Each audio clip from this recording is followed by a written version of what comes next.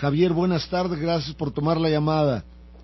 Con muchísimo gusto, Aníbal, y pues una ocasión para saludar a toda la gente de Cuauhtémoc y la región, y desde ahora desearles lo mejor para esta Navidad y siempre, que haya paz interior, que haya armonía familiar, que haya solidaridad social, lo mejor para estas fechas. Creemos que lo mismo te deseamos todos, en lo personal yo también a ti y a tu familia, Javier.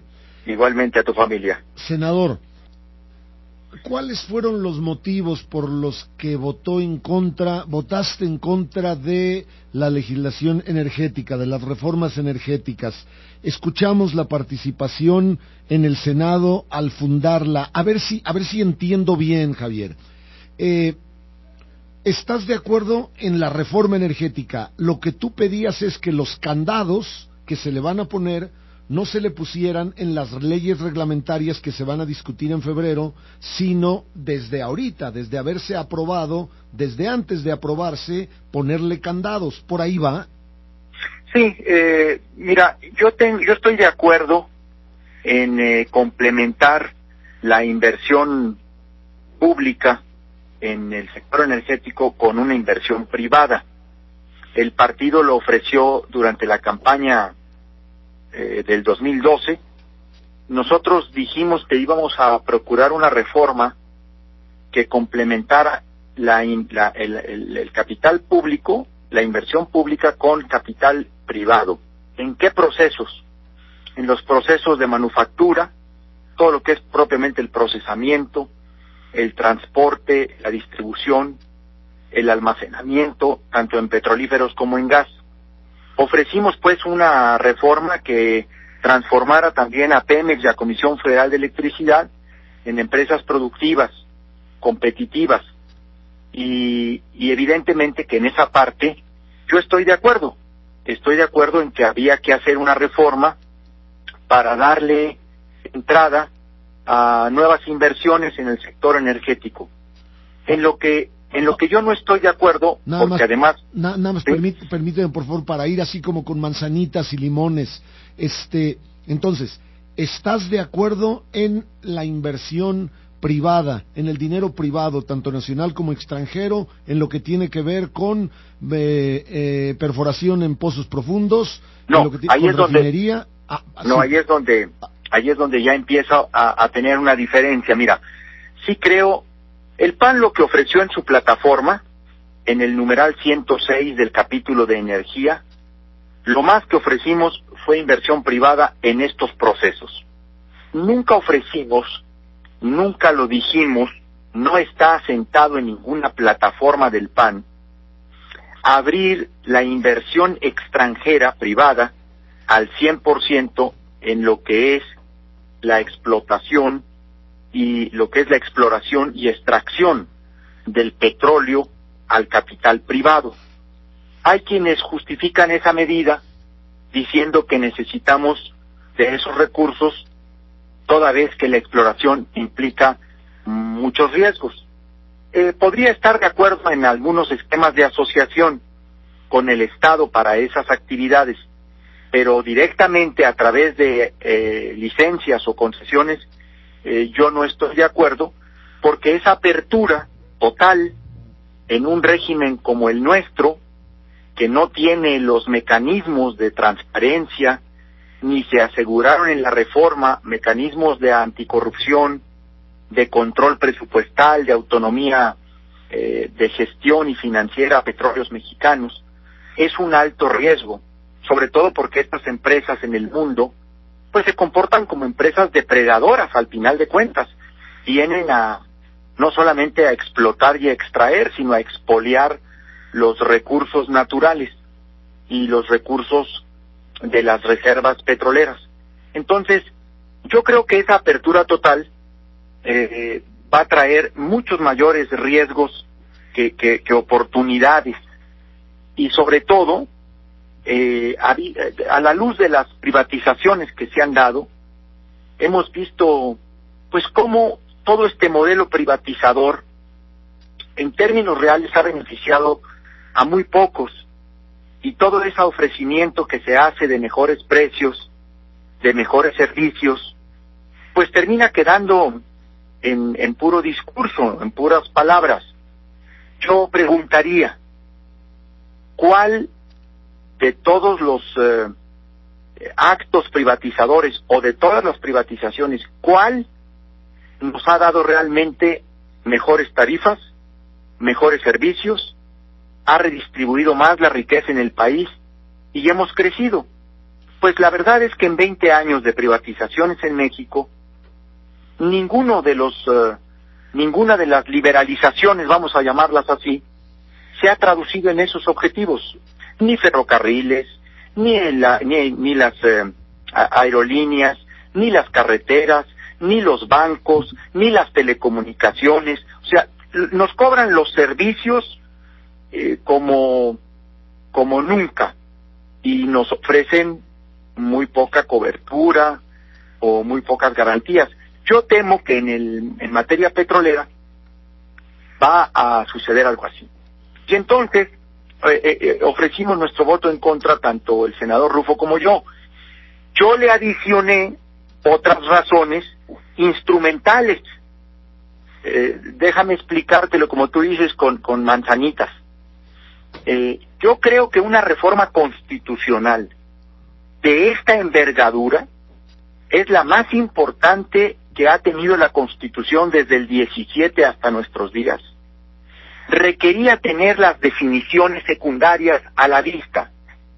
Esto es, el desarrollo de los contratos que plantea en la legislación, con proyectos de legislación secundaria, porque pues reformar la Constitución requiere de 2/3 partes, pero ya las leyes que siguen, el PRI puede fácilmente conseguir mayoría con 2 o 3 senadores más, los puede agarrar del PAN, del PRD, del PT, y entonces impone un desarrollo reglamentario que puede ser incluso muy endeble.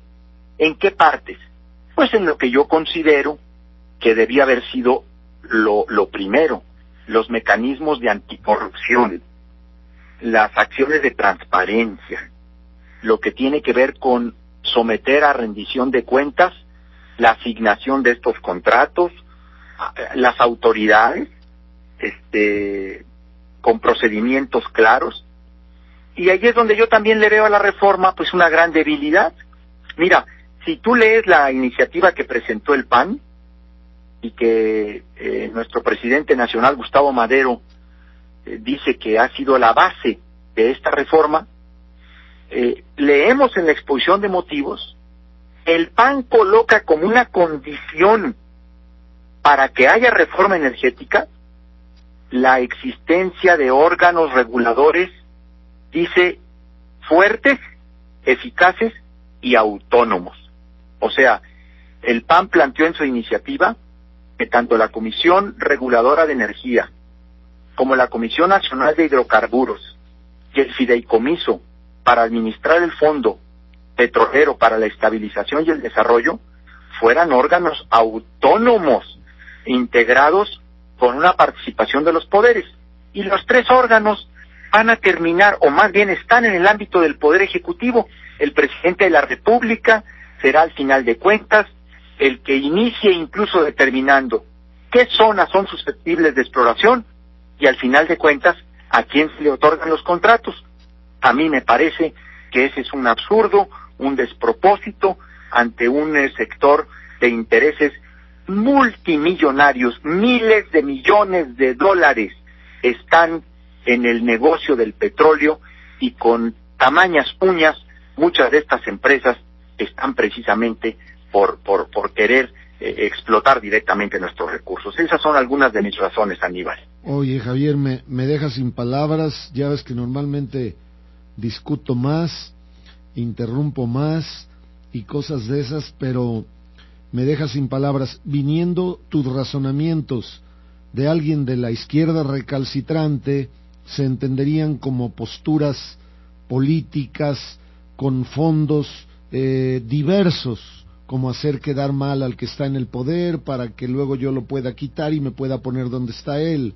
Pero viniendo de ti, un senador del Partido Acción Nacional cuyo presidente, Gustavo Madero, declara que esta reforma tiene el ADN panista, créeme, no sé ya qué pensar. Debemos, los mexicanos, temer un futuro en el que haya enorme corrupción en esto de lo que tiene que ver con el petróleo. No sé cómo ubicar tu postura en relación con la postura del resto del PAN. Bueno, yo quiero decirte que mi posición ha estado fundamentada incluso en lo que realmente ofrecimos en la plataforma. En mi discurso de posicionamiento en el Senado, cité textualmente lo que ofrecimos, lo que inscribimos ante el Instituto Federal Electoral, que fue fundamentalmente la parte de inversión privada complementaria. Es clarísimo, si un partido político hubiera ofrecido en la campaña del 2012 que iba a reformar la Constitución para darle entrada a los extranjeros en la exploración y explotación del petróleo, pues hubiera tenido pocos votos. Nosotros del tercer lugar nos hubiéramos ido al último. Claro que nadie lo dijo. ¿Qué ves, Javier? ¿Qué ves al fondo de esto? O sea, no creo que ni siquiera en el PRI la intención sea reformar la Constitución para robarse mucho dinero, ¿o sí lo ves tú así? No, mira, yo creo que hay dos visiones, ¿no? El gobierno necesita fondearse de recursos. Esta reforma, junto con la fiscal, pues le van a dar un fondeo al PRI para 50 años más, ¿no? Y evidentemente que en el PAN hay una apuesta muy riesgosa por esta reforma.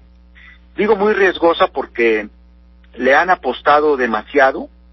De hecho, eso de andar diciendo que tiene el ADN panista, pues en realidad tiene algunos elementos de nuestras causas, de nuestras plataformas, pero le falta o le faltó, para mi gusto, el dato primero o primario. Antes de que una reforma de esta, necesitábamos realmente tener ya constituido el órgano nacional anticorrupción. Necesitábamos tener la autonomía del Ministerio Público. Necesitábamos generar un sistema nacional de rendición de cuentas que realmente funcionara en términos de transparencia y someter a las empresas públicas del Estado y al propio gobierno a una transparencia presupuestal. Hoy hay una gran opacidad en el manejo de los recursos públicos. Vemos incluso cómo en los gobiernos de los estados, en las entidades federativas, pues los recursos se gastan con manga ancha. Mira ahorita lo que está pasando con este muchacho Velasco de Chiapas, el gobernador, la manera en que gasta el dinero de un estado pobre en carteleras, en banners, en camiones, en el Distrito Federal. Entonces, yo creo que sí le falta un gen panista a esta reforma, que es la causa de la anticorrupción. Porque haberle entrado así a la reforma, pues es muy riesgosa. Hasta ahorita, muchas de estas privatizaciones, lo único que se han producido es más corrupción. Ya hemos visto cómo funcionan otros servicios que se han privatizado. Entonces, mi posición pues tiene que ver con esas preocupaciones. Yo hice ejercicio de un voto de conciencia. Fuimos solo 2 senadores del PAN, de 38. Fueron solo 3 diputados federales que votaron en contra y 11 diputados locales en distintos congresos. Aquí en Chihuahua, el diputado Rogelio Loya votó en contra, pero en otros congresos también hubo otros diputados. ¿Qué efecto hay en todo eso? Te hacen caras largas, obviamente, en el PAN. ¿Qué futuro tienes dentro del PAN con este posicionamiento que seguramente a la dirigencia nacional no le pareció absolutamente nada, y ahorita en esa pugna que se ve de grupos dentro del PAN y en esas elecciones internas que vienen en el principios del año que entra? ¿Qué panorama, Javier? Mira, es un ambiente ciertamente tenso en mi relación, sobre todo con los que estuvieron impulsando la reforma, sobre todo con los que se metieron a trabajar por esta reforma. Hay un ambiente tenso también con relación a la dirigencia nacional, yo me supongo que con Madero, Madero conoce mi posición, porque yo la discutí con él personalmente, toda vez, Aníbal, este es un dato que quizá tú no tengas. Yo fui el único senador del PAN que no suscribió la iniciativa. Y no la suscribió precisamente porque planteaba tanto el tema de concesiones en exploración y extracción de hidrocarburos a manos extranjeras, y también porque no se le acompañaba a la iniciativa de mecanismos de anticorrupción, asegurarnos que toda esta apertura pues estaría sometida verdaderamente a controles y a candados eficaces. Yo quiero decirte que muchos priistas, tampoco voy a andar aquí balconeando gente, ¿verdad? Pero muchos senadores del PRI, cuando yo terminé mi discurso, se me acercaron a decir: estoy totalmente de acuerdo con lo que acaba usted de decir, pero yo no puedo decirlo. Lo único que le digo es que le agradezco que lo diga, porque a esta reforma le faltan candados. Entonces dime. Y entonces, el ambiente pues en el PAN pues es un poco... mucho. Pues sí, ha habido, sobre todo en la dirigencia, ¿verdad? En la dirigencia y en el grupo parlamentario, porque también me encuentro con una enorme solidaridad de muchos compañeros militantes del PAN. Mi tuit está atiborrado de mensajes, mucha gente sí de izquierda, pero también muchísimos panistas que me han patentizado su apoyo y su respaldo.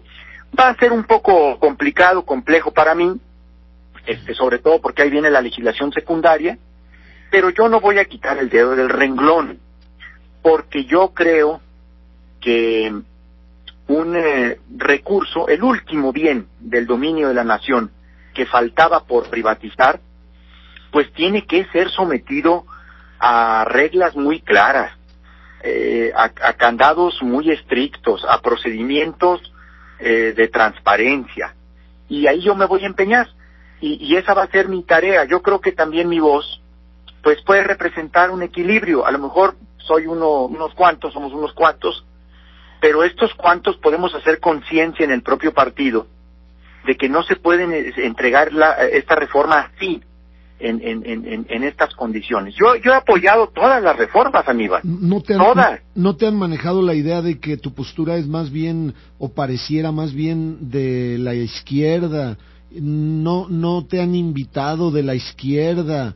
¿No hay en este posicionamiento el riesgo o la posibilidad de que tú te hagas hacia la izquierda en el futuro político? A ver, yo tengo una visión social sobre los problemas de México, y yo creo en soluciones tanto de carácter privado como públicas, y creo más en la función rectora del Estado que en conferir todo a los particulares. Obviamente coincido con la tesis fundamental del PAN de que son los particulares y es la iniciativa privada la más viva fuente de mejoramiento social, a partir pues de un mercado bien regulado, de empresas transparentes, justas, y no de un capitalismo de compadres, que es lo que se vive en nuestra realidad mexicana, que grandes empresarios que son millonarios a costa de los bienes del dominio de la nación, porque de los 10 más ricos de México, 6 son concesionarios de bienes del dominio de la nación. Y si nos vamos a 15, de los 15 más grandes capitales de México, 9 son concesionarios y de bienes y de servicios. Y si agrandamos la lista a 20, a los 20 más grandes capitales de México, pues creo que 15 o 14 son concesionarios de bienes y de servicios y proveedores de empresas del Estado. Pues así ser capitalista, pues es muy padre. Yo creo en la verdadera iniciativa privada, que tiene que ver pues con una competencia real, con mercados regulados, con tarifas justas, con servicios de calidad. Y si a mí esta posición se me identifica con la izquierda, pues yo creo que es concederle a la izquierda una posición que no tiene. Yo no me enredo, ni me voy a enredar en la bandera del patrioterismo, que unos son traidores a la patria y los otros son puritanos, o unos son entreguistas. y los otros son nacionalistas. Yo no estoy en esa tesitura. Mi preocupación es la corrupción en México, porque a mí los informes de Standard & Poor's y de las grandes calificadoras internacionales, a mí me valen sombrilla. A mí lo que me dice cómo anda el país es la realidad, la que yo veo todos los días. No me importan las calificadoras internacionales que le dan a Peña 1 punto más o 2 puntos más. Lo que yo veo en la calle es una realidad totalmente distinta. Veo grandes cinturones de miseria, veo una población con desigualdades muy contrastantes. De toda la población, de los deciles en los que se compone la población, el primer decil, el primer 10%, acapara en México el 42% del ingreso. Esa es la realidad. Otro decil acapara quizá el 20% del ingreso, y de ahí para abajo todo es pobreza. Entonces, yo creo sinceramente que es hora también de empezar a colocar mucho más la visión en una mayor igualdad social. Yo no creo, sinceramente, que la izquierda esté discutiendo eso. Están discutiendo la no reforma. Y yo lo que traté de introducir en la discusión es cuál era la mejor reforma, o esta reforma qué candados debería de tener. Y como yo no quise jugar ese riesgo, como parlamentario, de ser responsable de una reforma contraria al interés público, pues es que voté en contra. Ahora, hay quienes en el PAN, pues siempre usan este recurso fácil, ligar una postura que tiene una preocupación social y una preocupación por la corrupción, ligarlas a las posturas de López Obrador, o de Morena, o del PRD. Te entiendo, Javier. Mira, cuando hablas de la realidad económica nacional, veo lo mismo, vemos lo mismo todos los mexicanos, muy pocos muy ricos y la mayoría muy pobres, y los muy pobres cada vez más número y los pobres cada vez más pobres, pero entendía que tu percepción pudiera ser que la forma de sacar al país de los problemas económicos era permitir que ya el gobierno no manejara algo tan importante como la riqueza petrolera a través de un sindicato tan corrupto como el de Pemex y con una sobradamente probada incapacidad de operatividad como la que ha manifestado Pemex, porque si bien produce cantidades extraordinarias de dinero que tengo entendido superan el 40% del Producto Interno Bruto del país, bueno, también es una empresa obesa en donde hay, yo creo que más del doble de los trabajadores requeridos para obtener el mismo resultado, trabajadores sobrepagados, trabajadores, en fin, y que la iniciativa privada aquí le iba a meter viabilidad al negocio de hacer negocio con el petróleo. Pero con esto que tú comentas, resaltas el hecho de que la corrupción en México es tanta que esas ventajas que ofrecería la iniciativa privada y el dinero privado no son más que lo que cito anteriormente. ¿Estoy más o menos en tu idea? Sí, mira, yo creo que el riesgo de que la riqueza petrolera termine en unos cuantos es mucho mayor a la de una redistribución de la riqueza en nuestro país, porque el modelo privatizador hasta ahorita pues así ha funcionado.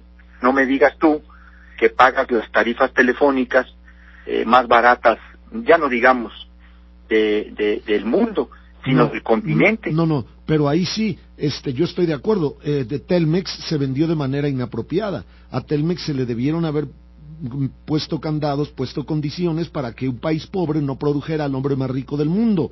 Qué bueno que lo dices, porque eso es lo que yo creo que debió haber sucedido desde esta reforma en la petrolera. Y es lo que temes que va a suceder. Candados, controles, cláusulas, compromisos de cobertura, compromisos de respeto y cuidado del medio ambiente, respeto a las comunidades, a las zonas susceptibles de explotación, o sea, distribución de la riqueza.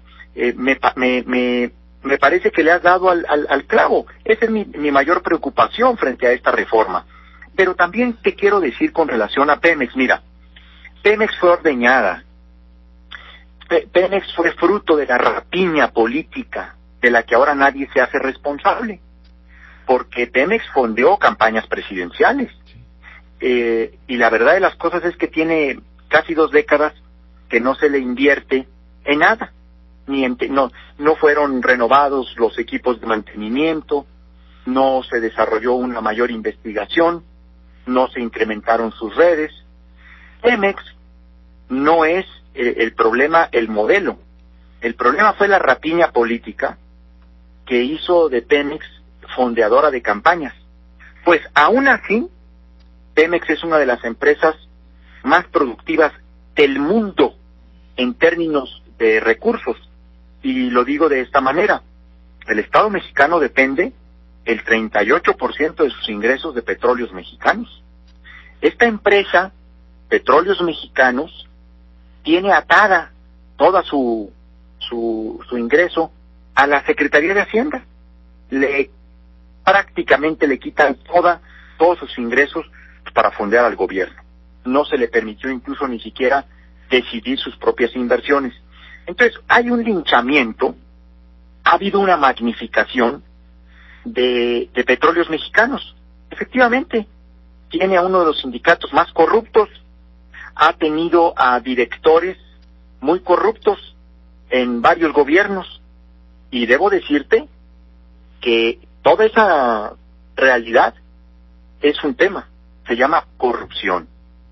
Entonces, como no podemos combatir la corrupción, entonces, como nos declaramos un Estado fallido, y como no hay voluntad política para que realmente llevemos hasta sus últimas consecuencias a los pillos, pues entonces mejor hay que compartir la riqueza petrolera con los extranjeros, porque ellos sí pueden, y ellos sí van a someter a una competencia a Pemex, y entonces lo que va a terminar pues es chatarrizándose Petróleos Mexicanos. O se va a vender en el futuro o la vamos a chatarrizar, porque como no podemos combatir la corrupción ahora ni mañana, pues lo único que estamos renunciando es a un área estratégica que el Estado necesita, no solamente como modelo económico, porque también ahí está el otro gran asunto, ¿no? A Pemex se le ve, Aníbal, pues solo como un asunto económico. Y bueno, las reservas petroleras, en muchos sentidos, son instrumentos fundamentales de la geopolítica, en términos de la seguridad energética. Tenemos la vecindad con el país más poderoso del mundo. Están siendo autosuficientes cada vez más en ciertas zonas a través del shale gas, pero pues en petróleo quieren dejar de depender también de Arabia Saudita y de todo este mundo que los mete en tantas guerras. Entonces, ese otro flanco también se ha descuidado de este tema, ¿verdad? Y eso, bueno, pues, alguien podrá decir, es el tema de la soberanía, y entonces se puede entender como un concepto trasnochado. Pero que yo creo que el petróleo es un recurso tan importante. Fíjate, tengo un texto maravilloso de José González Torres, uno de nuestros candidatos presidenciales en 1964, que decía que hay áreas tan importantes para el desarrollo de una nación en lo económico, en lo político y en lo exterior, que no pueden pasar a manos privadas sin daño para el Estado. Un texto que estoy citando en un trabajo que estoy preparando, que se llama Las razones de por qué no esta reforma. Híjole, me dejas así entre lelo y boquiabierto, Javier, por lo que me comentas, porque conozco tu trayectoria, porque te conozco a ti, por el partido político en el que estás y la postura económica y política que maneja el PAN. ¿Qué hay que hacer entonces, Javier, ahorita así como están las cosas? ¿Cuál es la realidad deseable? Bueno, cada quien tendrá sus cartas a Santo Claus, pero ¿cuál es la realidad posible? Ya se promulgó la reforma energética, se sacó y con las declaraciones que generó, las del presidente de la República, las de la dirigencia del PAN. Ahora, ¿qué es lo que hay que hacer desde tu punto de vista? Sí, es un hecho consumado, sin duda. Esto hay que tenerlo muy claro todos, los que están a favor y los que hemos estado en contra. Yo creo que no va a haber posibilidad de que esta reforma sea sometida a consulta popular, porque en la misma reforma le adicionaron al artículo 27 constitucional un carácter totalmente fiscal a la reforma energética. Le quitaron su carácter estratégico al petróleo y solo le dejaron un carácter fiscal para poder justificar que se trata de una materia de ingresos y por lo tanto no pueda ser consultada a la población. Entonces yo creo que abrir la expectativa de la consulta, no lo sé, pero sería abrir expectativas un tanto falsas. Ya lo advirtió el propio Madero, que para esta ocasión la consulta popular no va a dar. Bueno, ¿qué es lo que sigue? Lo que sigue es lo que estamos haciendo. Lo que sigue es estar por lo menos denunciando los faltantes, las insuficiencias, las deficiencias, las cosas en las que hay que tener cuidado, que es la letra chiquita, que es la que se escribe en las leyes secundarias, los detalles, porque en los detalles está el diablo. Y López Velarde dice que fue el diablo el que nos escrituró los veneros del petróleo. Entonces, hay que tener un seguimiento muy puntual a los legisladores, a los que quieren realmente, porque hay otros que nada más van a votar, levantan la mano, les dicen cómo hacerlo. Nadie leyó la reforma constitucional. A ver, los diputados, ¿qué pudieron haber leído si ni siquiera hubo comisiones dictaminadoras? Llegó la minuta del Senado y la pasaron directamente al Pleno de la Cámara de Diputados. Un proceso indigno, 24 congresos estatales en 5 días. Es la reforma constitucional en la vía más rápida de la historia del Congreso. Fueron citados con horas de anticipación, ni siquiera la pudieron discutir en los congresos de los estados. Es un proceso indigno que habla muy mal del poder legislativo porque va en una evolución hacia lo peor. Está reformando la Constitución en la madrugada de varias noches, ¿sí? En largas y nocturnas jornadas legislativas.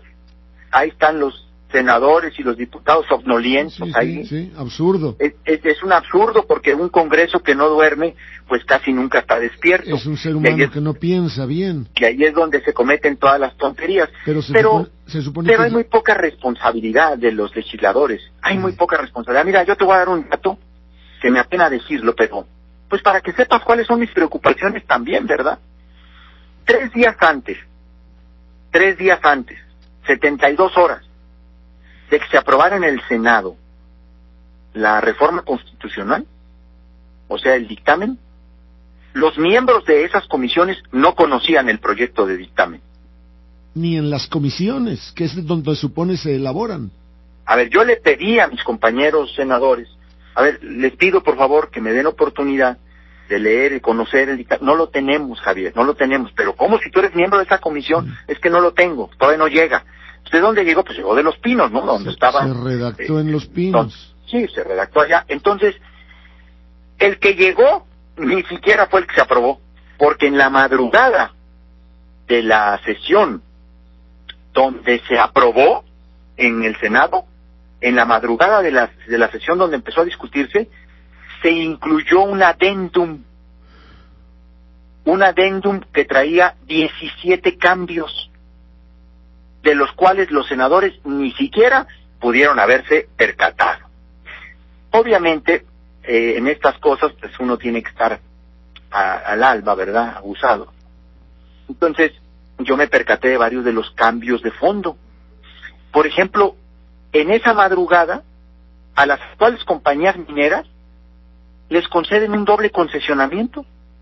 O sea, sobre las que ya tienen concesionadas, en materia, pues obviamente en materia de shale gas, prácticamente les abren la puerta de un doble concesionamiento.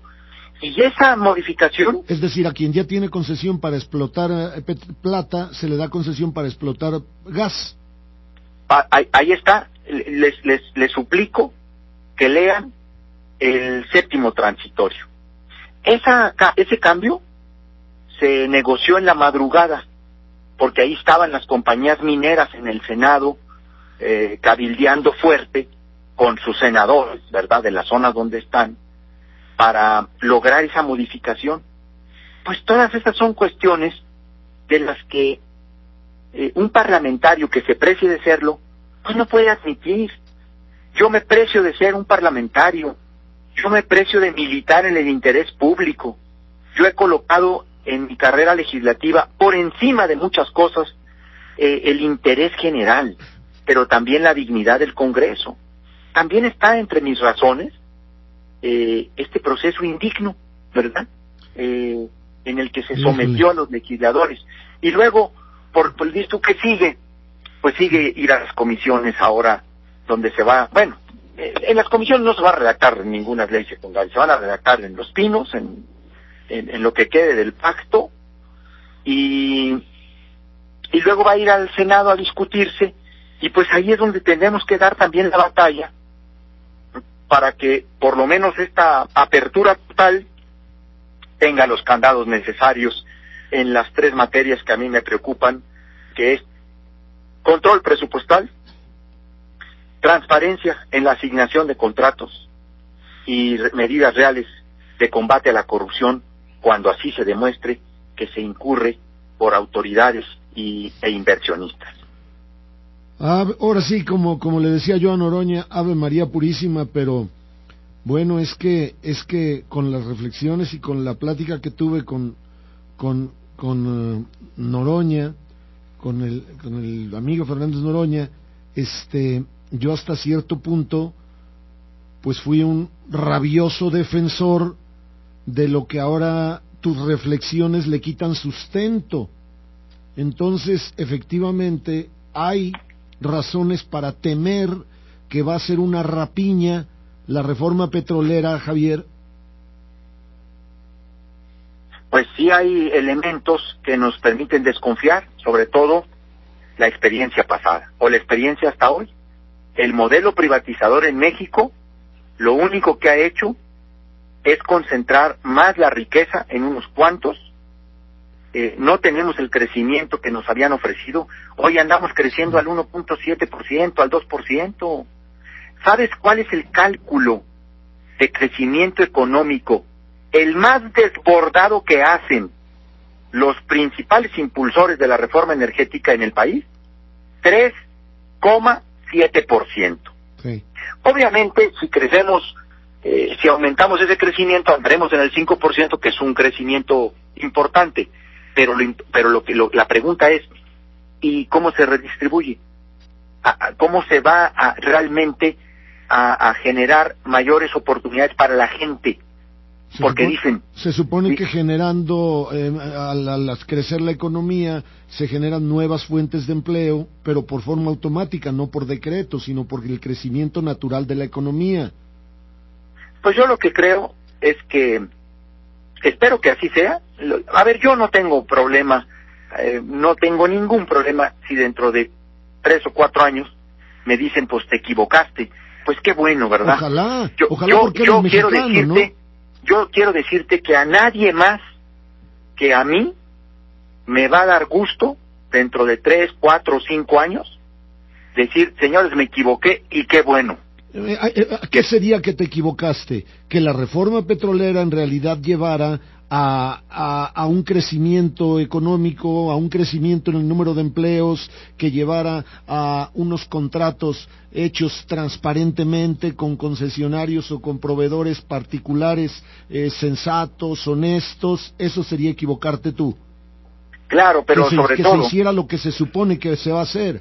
Pero sobre todo, que van a venir empresas que por primera vez van a hacer en nuestro país lo que no han hecho en el mundo, que es no depredar, que es no sacar todos nuestros recursos para hacer el negocio petrolero que tienen que hacer, pues para poder saldar sus inversiones. Oye, llevamos 40 minutos platicando, se me hace increíble, se me ha ido como agua, es muy, muy, muy interesante todo lo que comentas, Javier. A veces, mira, te hago esta reflexión ya para ir cerrando nuestra conversación, podemos durar horas, sin embargo no se puede.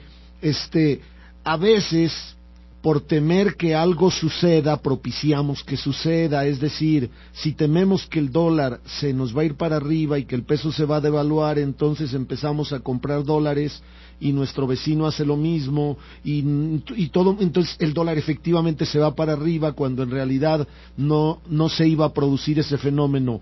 ¿No hay algo de esto, así como una especie de consuelo? ¿No hay algo de esto, pensar que se va a proceder a ejercer la reforma energética con corrupción, con incapacidad, con compadrismo, y en realidad no vaya a ser así?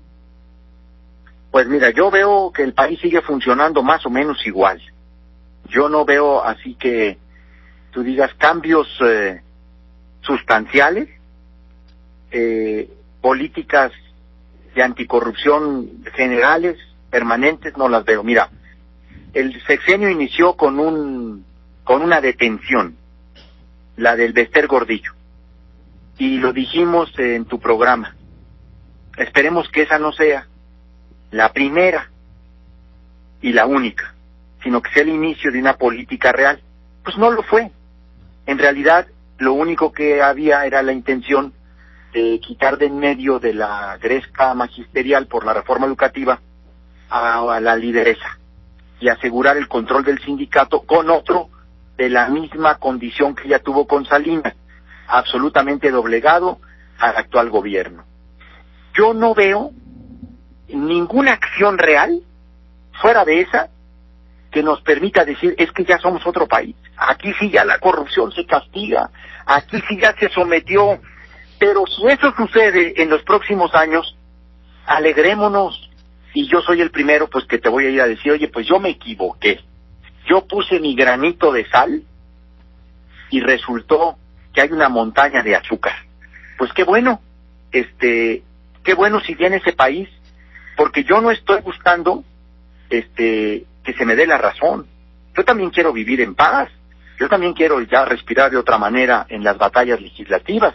Pues para mí sería lo más fácil y lo más cómodo, pues hacerme en el montón y órale, y salir a decir que aquí está nuestra rúbrica y que ahí viene tarifas eléctricas muy baratas y el litro de gasolina a la mitad, y órale, está bien, yo también podría haber entrado a eso y me evito problemas e incluso hasta me voy acomodando ahí, ¿no? Y soy me voy congraciando con los nuevos inversionistas y hasta les voy a recomendar personas ahí para cuando vengan a colocar sus empresas, pues ahí para que me las coloquen de gerente o de director o de etcétera, ¿no? Pues a lo mejor sería muy fácil hacerlo, pero yo en esta ocasión pues no quiero pecar de esa ingenuidad, quiero pecar mejor de una visión pesimista, pero no de ingenuidad. Cuando veo cómo se maneja el PRI, cómo se maneja Peña, cómo se maneja Osorio, cómo son los que están en el gobierno, yo sí quisiera en eso reservarme un poco la ingenuidad para otra ocasión, y ahora ser acusado a lo mejor de extremista, de radical. Nada más que recuerdo que también en los radicalismos es donde se ha construido grandes posibilidades de transformación. Oye, Javier, yo te voy a pedir a nombre del auditorio de XCPL, que de veras que es un chorro y gente que piensa, gente que analiza sus posicionamientos, que mantengamos un vínculo de comunicación y que en cualquier posicionamiento no tan trascendente como este, porque ya no va a haber otro en los años próximos, cercanos, pero que en cualquier posicionamiento que necesitemos tu punto de vista estés dispuesto a dárnoslo como lo hiciste en esta ocasión, en que bueno, aportas luz en un túnel que Ave María Purísima. Estamos vistos y estamos en lo dicho, no cualquier cosa. Con muchísimo gusto, claro que sí. Claro que sí, yo estoy a las órdenes y con muchísimo gusto para compartir mis puntos de vista, y de nueva cuenta pues un abrazo para ti, para tu familia, para todo tu equipo, para todos los cuauhtemenses y la gente de la región, Un abrazo, la mejor Nochebuena y feliz Navidad a todos. Gracias, Javier, senador de la República. Enhorabuena, un abrazo. Adiós.